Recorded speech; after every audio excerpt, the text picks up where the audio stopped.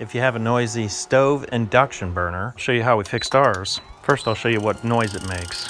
Listen to that fan chatter. Here's an identical one that's quiet.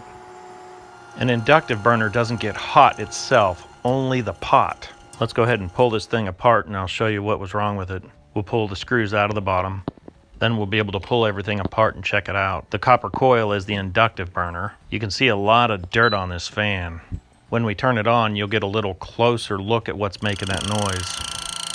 Definitely the fan. You can hear the fan hit the grill. We'll get things cleaned up and take a little closer look. I feel a lot of wobble on the fan. We can just pull the fan blade right off. We'll clean everything up with rubbing alcohol. With everything clean, it runs nice and smooth. With the fan out, everything's quiet. But there's one more thing we have to do to fix this. A clean fan is not all that's necessary.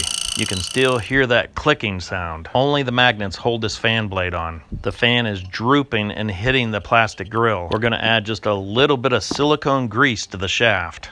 Only the shaft, you don't want to get anything on the permanent magnets. With a little bit of lubrication, the magnets can hold the fan up so it doesn't click anymore. We'll put everything back in place and then turn it on.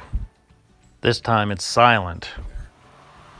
With the lubrication on the shaft, it's able to hold the fan up with the magnets.